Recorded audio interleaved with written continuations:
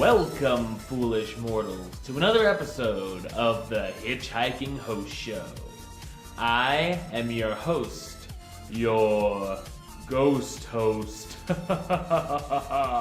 Wes Truth, and I am back this week with another Trending Topics episode where we're going to talk about what went down in the Disney parks. Well, it's another week and more news has hit. Let's see what went down this week.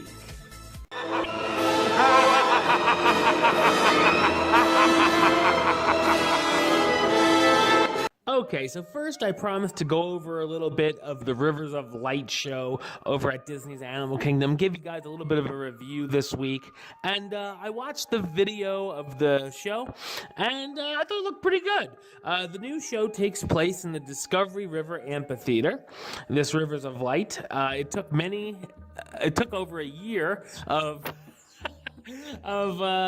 trying to get it right, some technical issues, all that. I thought it looked fine to me. Boats with actors and animal floats go by throughout the show on the river. There's also flowers on floats that open up and water fountains shoot out. I thought that was a pretty cool effect. Animal images on the water via the Phantasmic tech. In Phantasmic where you'll see images on the water fountains that come up. They do that in Rivers of Light, but it's with with the images of animals like lions, tigers, and bears. Oh my, monkeys, and some other different animals on there. It's very colorful. It's very bright. There's great music the whole time throughout. Comparing it to other nighttime shows, it's not as much of a spectacle as Wishes, Illuminations, or Phantasmic per se, but I enjoyed it, and I would love to see it live and take it all in person. I'm really just happy that the Animal Kingdom finally has a nighttime spectacular, and that you can spend more time at the Animal Kingdom if you choose to, because May 27th is coming. We're getting ready for Avatar Land. We're getting ready for Pandora, that's for sure. And can't wait to see that. And I can't wait to see Rivers of Light in person. Some people have been complaining that, it doesn't really have a whole lot. But, it's different. And I like different, I think it's going to look fine. And I'll be excited to see it in person.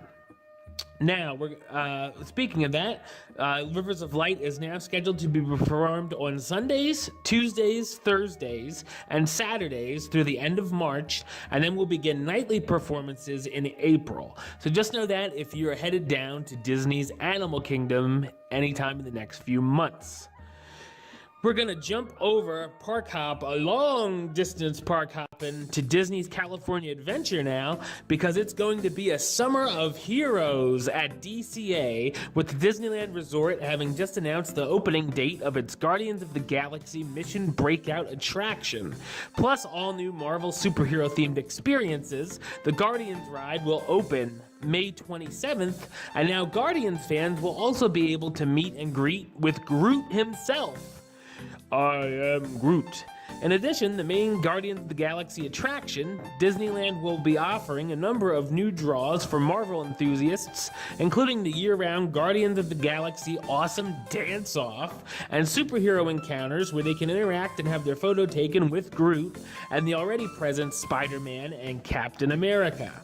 And for a limited time during the Summer of Heroes, guests can participate in the Avengers Training Initiative with Black Widow and Hawkeye, having a heroic encounter with Black Widow herself, and enjoy some special themed superhero food and merchandise. Oh yeah, I'd like to have an encounter with Black Widow. She could kick my butt, man. That would be awesome.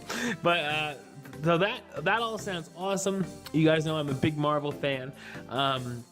If I was in the area, I'd definitely be checking out all those Marvel things. I'd be getting a meet and greet with Groot faux show. I'd be checking out Black Widow in a couple different ways, and that would be really cool. So I can't wait to see what all this stuff looks like.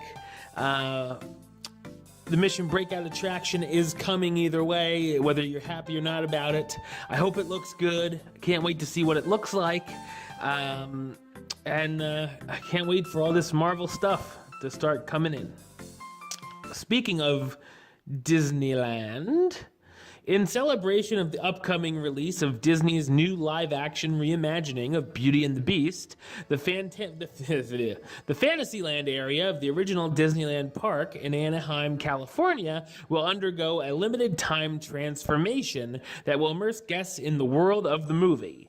A number of new experiences will pop up soon, both Fantasyland and in the adjacent Fantasy Fair. Most notably, the Red Rose Tavern temporarily will replace the Village House restaurant with a new French name. A new French menu. There we go. Yes, including the gray stuff. It's delicious. Don't believe me? Ask the dishes. And and murals depicting the internationally famous tale as old as time. Also available will be the Royal Reception, Beauty and the Beast merchandise location. New twists on tasty offerings at Maurice's Treats, and the return of the beloved villain, Gaston. No official opening date has been announced for the new Beauty and the Beast additions to Disneyland, but rest assured it will be plenty of time before the opening of the new movie, which will, of course, will be released March 17th. While you're waiting, though, be sure to check out the daily performances of Beauty and the Beast live show at the Royal Theatre at Disneyland's Fantasy Fair. So definitely some more big Beauty and the Beast stuff coming to Fantasyland and Disneyland. Makes sense. Magic Kingdom has a lot of Beauty and the Beast oriented stuff. They have Enchanted Tales with Belle. They have Gaston's Tavern. So I can see why Disneyland could want to do a little more. So very cool. If you're going to Disneyland in the next few months, then prepare to see some Beauty and the Beast stuff. I'm excited for the new movie. So even though I know it's pretty much exactly the movie we all know, I'm still excited to see it. So we're going to park hop back over now to Walt Disney World because earlier this week, some interesting rumors hit the web about a number of permits that suggest a gondola transportation system similar to the Skyway that used to transport guests around Disneyland and the Magic Kingdom, but most likely with enclosed capsules, like those that are used in New York City to transport tourists to Roosevelt Island. So think the Confrontation Ride, except without the giant gorilla, unfortunately. Anyway, well, you never know. Maybe they'll bring it back. Anyway, it could be in the works for the resort. According to these permits, the plan would make this for elevated transportation system to service to Epcot, Disney's Hollywood Studios, the Caribbean Beach Resort, and the Art of Animation, as well as the Pop Century. This would be awesome. So if you're staying at like Pop Century, Art of Animation, you could take this Skyway to Epcot or Disney's Hollywood Studios. Or if you want to go from Hollywood Studios to Epcot or whatnot, you can take a boat usually, or the boardwalk, take your boat to Epcot. Yeah. This would be an interesting new way to get around in Walt Disney World for sure. We don't know 100% if that's going to happen or not, but there's permits about it, and God, I hope this happens. That would be really cool. Definitely looking forward to hearing more information on that topic, and of course, if I hear anything, I'll let everybody know. Disney has also announced that beginning this spring, BB-8 will begin meeting guests at the Star Wars launch bay at Disney's Hollywood Studios. The fan-favorite droid will have his own space, as Kylo Ren and Chewbacca will still continue to meet guests at the launch bay as well. Another very interesting story, I haven't met any of these Star Wars characters yet in a Disney park, but I would definitely be thrilled to check out the launch bay. I haven't seen the launch bay yet. But definitely looking forward to checking that out when I get to either Disneyland or Hollywood Studios next. And I'm definitely going to be meeting BB-8. So just know he's going to be meeting this spring for pictures, obviously. I don't think he can do autographs. Anyway, Big news this week for those of you who like to walk up to the gate at Disney's Hollywood Studios instead of taking the tram. Effective immediately, the secondary sidewalk entrance that is to the right next to guest relations is now unavailable for arriving guests. All guests are now being directed to the main security screening area in front of the turnstiles, which means if you choose to walk, you'll now have to navigate around the bus loop before entering. So if you think you're pretty slick and you can go to that secondary sidewalk entrance, think again. Anyway, so just know that next time if you're walking to the park, you might have to turn your butts around. And now we're going to park hop over to the Magic Kingdom, because even though it's been 4 months already since the Main Street Electrical Parade left Walt Disney World forever, and Disney has yet to announce a new parade for the park at night, it looks like they are at least going to do something for the guests as it gets dark before the nightly fireworks, as the Move It, Shake It, Dance and Play It street party is now being performed on select nights after dark. So at least there's going to be something going through the park, even if it is that long butt name parade. So at least you got that, right? I don't think I've ever seen the Move It, Shake It. I call it Move It, Shake It, Celebrate It, because that's what it originally was. But this Dance and Play It, I don't think I've ever seen it in person street party. So, at least there's a little something that's entertaining before the fireworks, because everybody's like, oh yeah, let's see the parade. Oh, that's right, there is no parade. Duh. But yeah, it's a little more nightly entertainment that, it's harmless, I'm sure. So just know that little parade is going to be performed at night as well. Okay, in an effort to bring more streetmosphere style entertainment to Disney's Animal Kingdom in advance of the May opening of Pandora, the world of Avatar, Disney has expanded its live shows around the park. Small stages in Harambe and Dinoland USA have been erected to house some of the brief 15-minute bird behavior demonstrations that were previously performed outside the Flights of Wonder show building. So there's going to be a little more traveling animals and pop-up performances, I guess you could call them, around the park, which is great. I love seeing more stuff going into Animal Kingdom.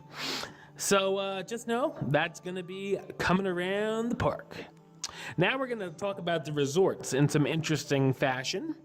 An expansion for the Coronado Springs Resort has been rumored for some time. Disney now confirmed this week that they will be adding a 15-story tower that will add 500 guest rooms, including suites and concierge-level services, to the resort. The new building will also include rooftop dining options with theme park and waterfront views. Construction on the new tower, which will be located near the main entrance, is expected to kick off in the next few weeks, with the project slated to finish sometime in 2019, most likely just in time for the opening of Star Wars Land at Disney's Hollywood Studios. That's right. Now, I've stayed at Coronado twice. I love it there.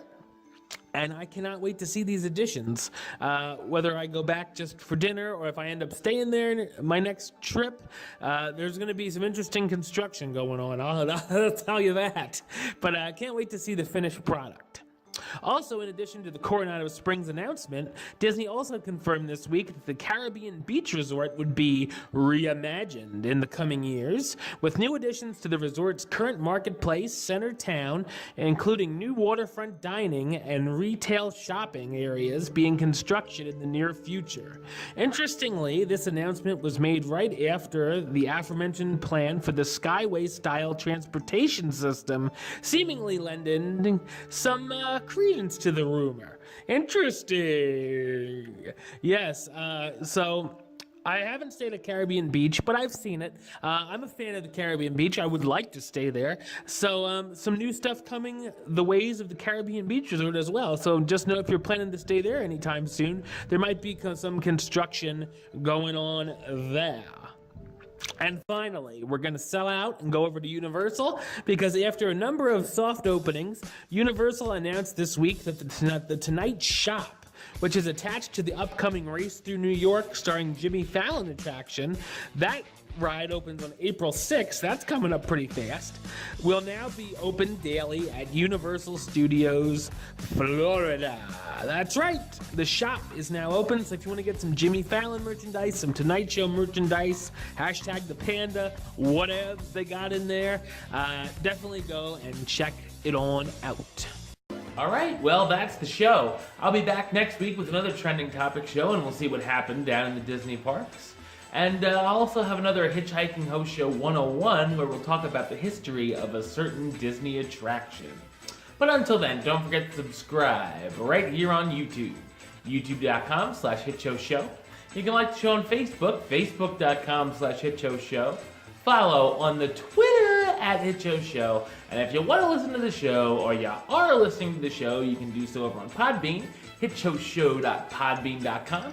And of course, you can search on iTunes or Stitcher under West Truth or the Hitchhiking Host Show. Until next time, don't forget to hurry back